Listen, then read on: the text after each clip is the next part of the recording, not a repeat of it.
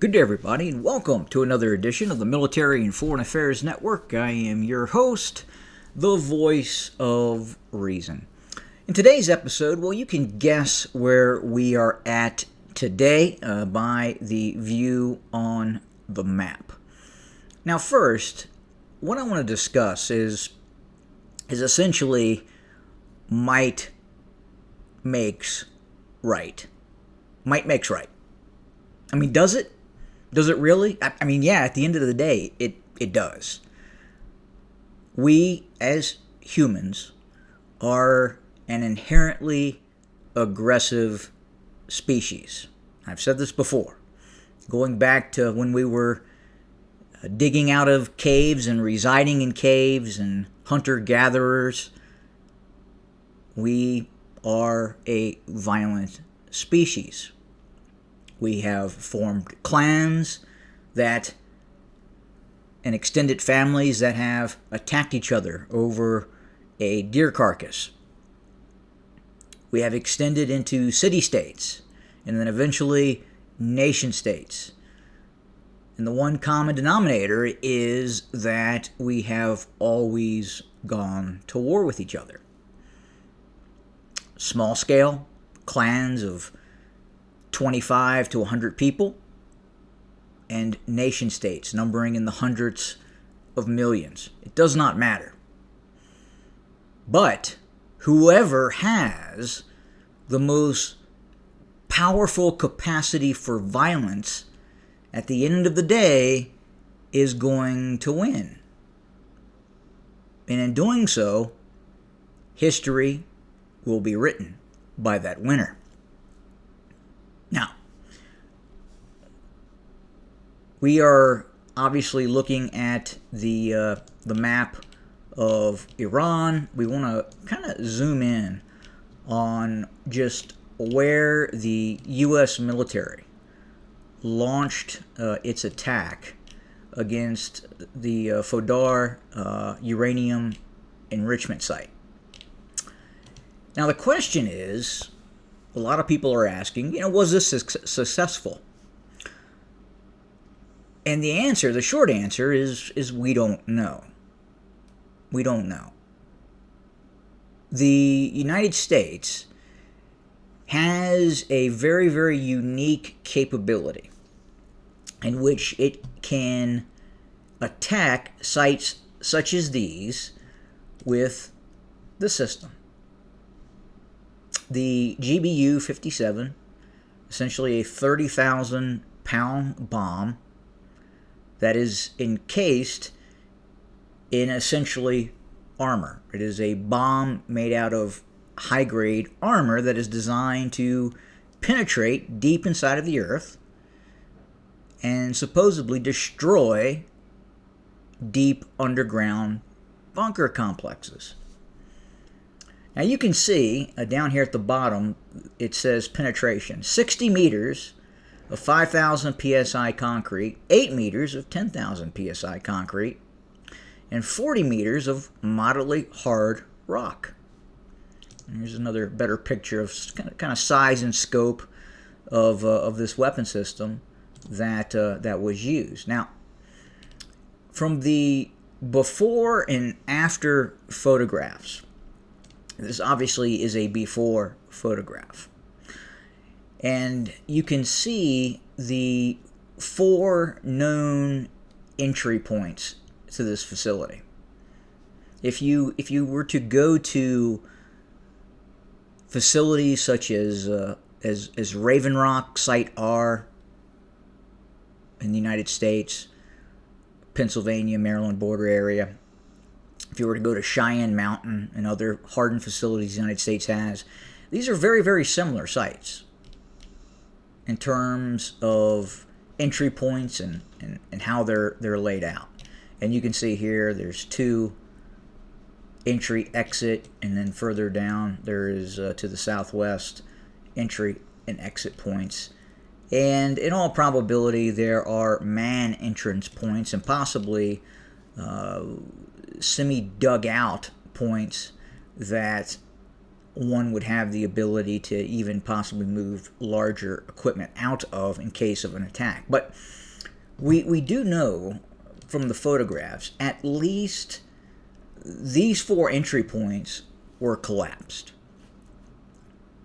Now, does collapsing these entry points mean that they destroyed the facility? And the answer to that is no. We do not know if the facility was destroyed. We do know that there were aim points in the area other than the entry and exit points to the facility, which obviously leads us to believe that the United States at least believed it was going to try to penetrate all the way to the main complex and possibly collapse or penetrate and destroy said complex. But again, we don't know if that happened. There are some reports that the facility is 90 to 100 meters below the surface, maybe even deeper than that. And obviously, you can see from the specifications, at least on what open source specifications are telling us, that it's possible that if the facility is indeed 90 to 100 meters below the earth, and we've heard reports that the Iranians were experimenting with some very high grades of concrete, reinforced concrete, and other materials designed to protect this facility, we cannot say for certain whether the facility was destroyed. We just don't know. We don't know. Now, obviously, through intel and chatter and signals intelligence, we are going to eventually obtain knowledge in terms of what happened. And we may have an idea right now if, in fact, the facility was destroyed. Not by physical evidence from satellite photographs, but by intelligence from people having conversations that are on the scene, that are privy to what goes on under this facility. But again, we just don't know at this point. And then compounding that, you have to believe that in terms of nuclear capacity, that Iran has other facilities as well, possibly facilities we don't know about. We do know that just prior to the attack, the Iranians were moving things out of this facility. There were cargo trucks lined up. Now, could that have been a normal delivery, bringing supplies to the facility?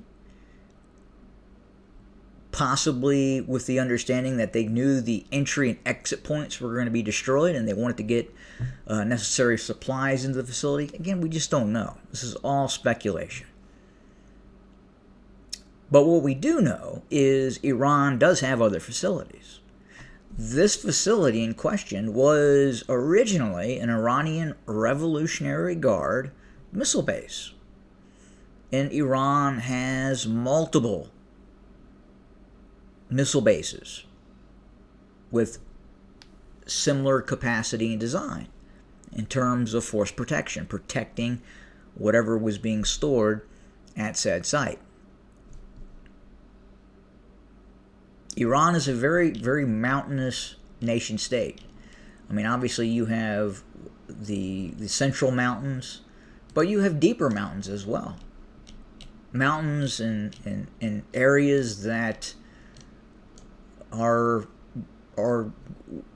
essentially would be much deeper in terms of putting a facility underground, almost making it impervious to a conventional ground penetrating warhead. You would essentially need a bunker buster type ordnance that also had a tactical nuclear weapon, as opposed to conventional explosives.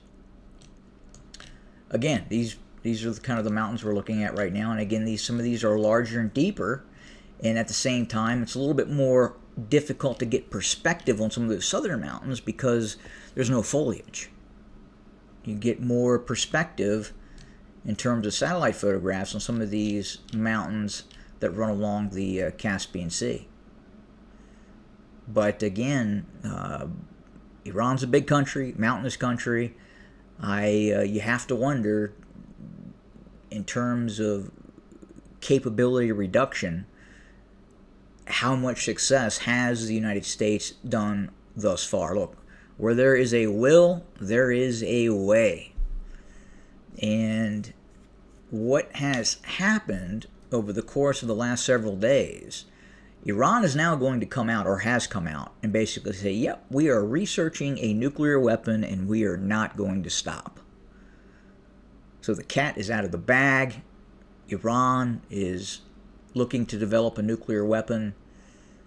And then the question is, at this point, is there going to be further military operations with the purpose of possible regime change?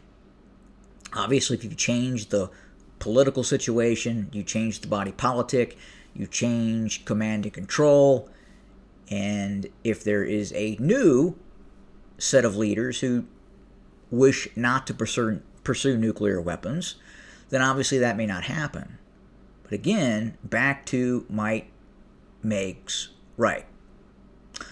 The North Korean regime, they're probably looking like stinking geniuses right now.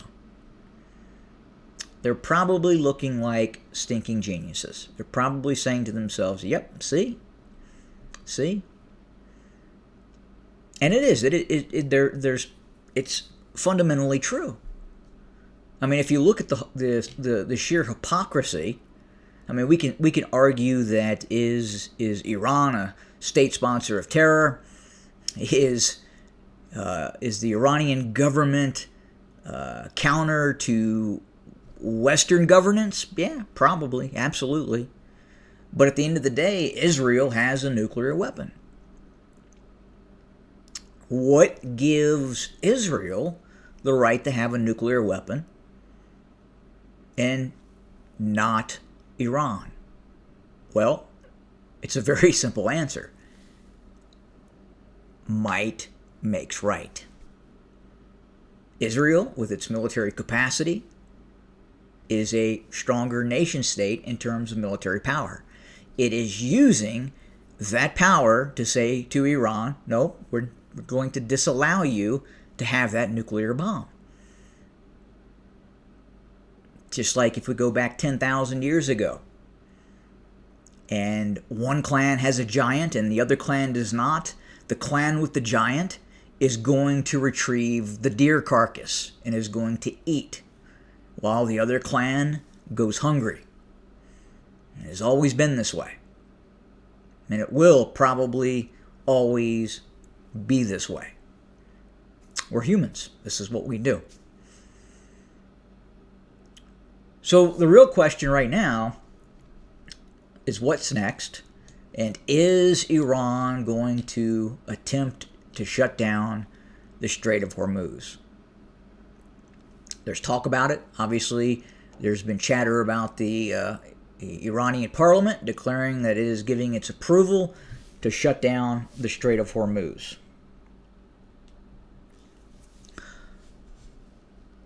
But the Iranian National Security Council has not yet given that instruction, aka the supreme leader. But we'll see what happens. Again, capability. Does Iran have that capability to shut down the Strait of Hormuz, and for how long? I would assume that they do have some capability to make transiting the Persian Gulf and the Strait of Hormuz very difficult.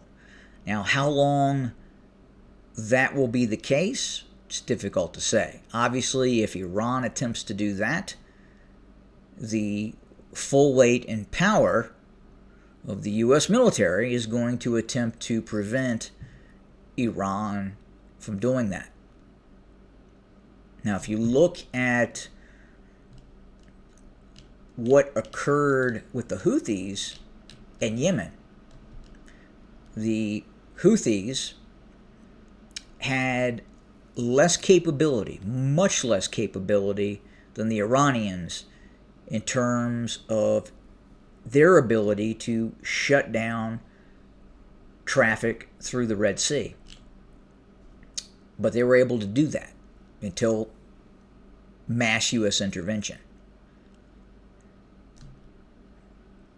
Now, what is that going to look like if Iran decides to shut down the Strait of Hormuz up here? Difficult to say. But needless to say, we are heading towards some very interesting times right now in terms of the use of kinetic military power. It seems and feels that the use of military power in terms of what we're seeing today is on the scale of probably what we observed during the Second World War. If we hearken back to the Cold War period, there was very, very actual little use of hard kinetic military power because both sides were afraid of mutual assured destruction. Even I can remember back in the 80s, at times troop movements into Honduras and Nicaragua was considered big military news. Now obviously we're in a completely different period now in which hard military power is becoming used day in and day out, and it's accelerating. And it's going to be interesting to see how this continues to accelerate. Look, China is watching what is happening. China has eyes on Taiwan. There are other countries that have interests as well that are watching what is happening in the use of kinetic military power, the liberal use of kinetic military power. And it's going to increase. And we're kind of in that age of well, we've always existed in the age of might makes right, but this is the age of unbridled might makes right. That does it for today. Obviously, thank you for joining us. More to come very, very soon. Good day.